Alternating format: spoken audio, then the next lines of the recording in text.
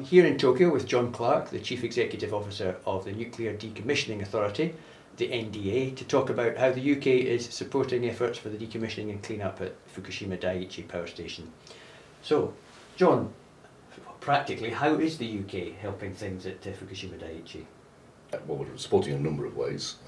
From a strategic policy direction level, we have Adrian Simper, the Strategy and Technology Director of the NDA, involved in offering advice to those who are developing policy, how to restructure the industry and how to tackle things. We've signed a cooperation agreement between TEPCO and Sellafield Limited for work that can go on there. We've had a whole host of people from Tokyo Electric who have come to visit the UK, Sellafield in particular, but other sites as well. And we have a representative of Tokyo Electric currently working in the NDA, seconded into the NDA for a period of time. So on a whole host of levels, from policy all the way through into implementation. So do you sense there's an appetite in Japan for UK ideas and technology when it comes to decommissioning? Absolutely. I think there's, certainly from the involvement that I've had, the Japanese are keen to learn from other people's experiences, and they're particularly interested in learning from how the UK has approached decommissioning, what sort of things you set up to enable decommissioning to be done, but also the practical hands-on, how do you actually do it, particularly in some of the more challenging areas. Now, in Japan obviously has a lot of well-respected engineering companies and a lot of domestic expertise. Is it not the case that Japanese decommissioning challenges are going to need a Japanese solution? I think the bulk of the work, I think, clearly will be done by Japanese companies. I think pretty much like any nation, they'll be keen to make sure that they can look after their own issues, and clearly they're highly technically competent organisations.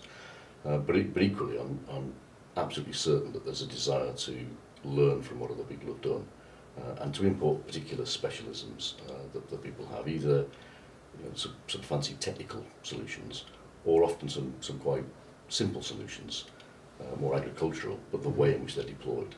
And so I think it's learning from both of those, and I think there's opportunities for the UK in both of those areas. And is there any sort of particular areas where you think the UK's got a bit of an advantage? Well, I think we've got some particular areas at Sellafield, at Dounreay, and indeed at some of the Magnox reactor sites, of retrieving highly radioactive waste from facilities that weren't really designed for retrieval. They were designed to put waste into, and then nobody really thought about how to get them out. I'm not suggesting they're on quite the scale of Fukushima, but some of them are very, very challenging, particularly at Sellafield.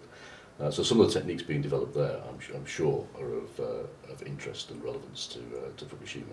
And as I say, sometimes it's clever technical devices, and sometimes it's not particularly technical, but clever means of deploying tried and tested, proven technology.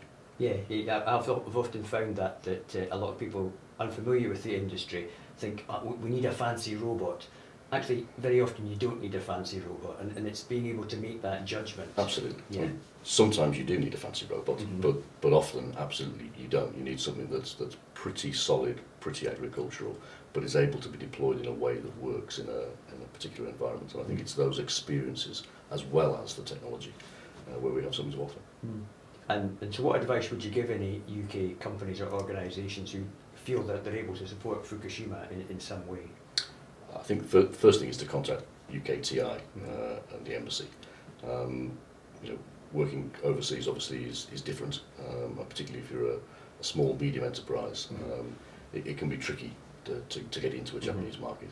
So I think absolutely speak to UKTI, speak to the embassy, and find the ways in. But there's no doubt there's opportunities. Great.